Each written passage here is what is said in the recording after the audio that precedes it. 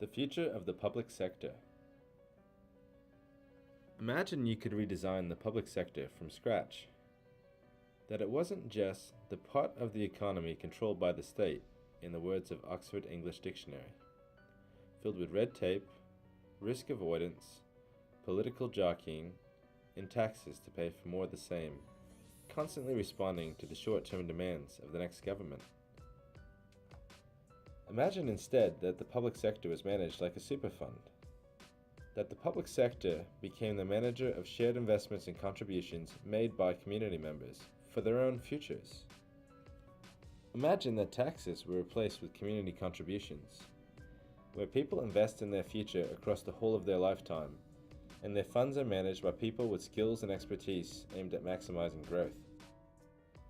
A new public service, reactive to changes in the environment, responding to real-time data with people making informed expert decisions, and where growth and progress are measured and benchmarked so that people can see where their investment goes, to make sure that contributions are effectively meeting the long-term needs of the local community.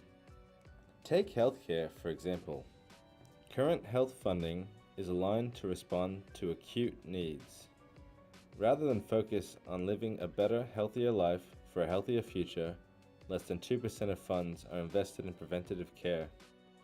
With over 70% of men in Australia being overweight or obese, why do we prefer to wait until it's too late and to spend big on diabetes management, cardiac beds in hospital, and end-of-life care? If the public sector was run like a super fund, it would be run to meet our needs today and in the future. If it's about the future needs of our family and community, then surely we would know that prevention is better than a cure. Our money would be diversified in its investment, with a large share spent on living better now for a better future. And people would be able to see both the short-term benefit and long-term growth of their funds through a better quality of life. To make things work, both the community and the public sector need to change their expectations of each other. How would a public servant act if they were managing a beneficiary's contributions instead of acting as a bureaucrat? How would they convince the beneficiary that their investments were being well stewarded and being used to build a better tomorrow? Red tape and risk management are good at maintaining the status quo and at a high financial burden.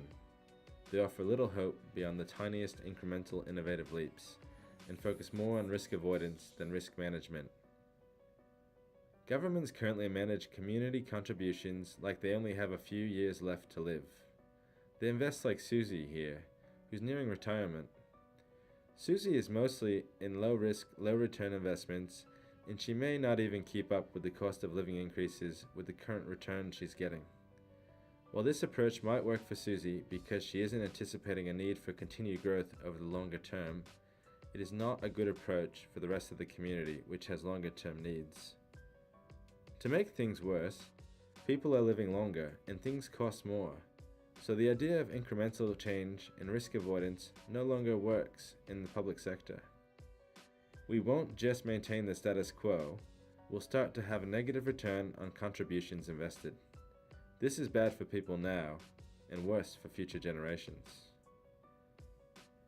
Short-term investment cycles are not about growth or improvement, and this model of risk avoidance is not acceptable in the future public sector space. The public sector can no longer pretend that it only has 2 or 3 years left to live. It needs to optimize its risk profiles. Like an industry super fund, the public sector needs to diversify the types of investments it makes, not just to spread risk, but to create opportunities for growth and improvement and to plan for future generations. It needs to think more about young people like Bobby, who has a long time before he needs to avail of his investments. He should expect higher growth through managed risks over his lifetime. If we all invested as if we were retiring tomorrow like old Susie, our potential for growth and improvement is low.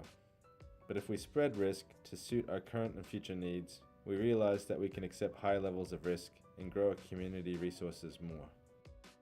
In order to get better long-term outcomes, the public sector needs a change in community perceptions.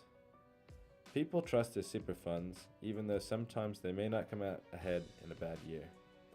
People understand that there are financial risks, And in life, it's just as true that if nothing is ventured, nothing is gained. The only public sector that will work in the future is one that works for the future, to help build a sustainable framework centered around lifetime longevity and that promotes building infrastructure around a positive focus. The future is about taking risks for a better tomorrow and sharing the risks as well as the rewards with the whole of the community. The public sector, community investment to live better now for a better future.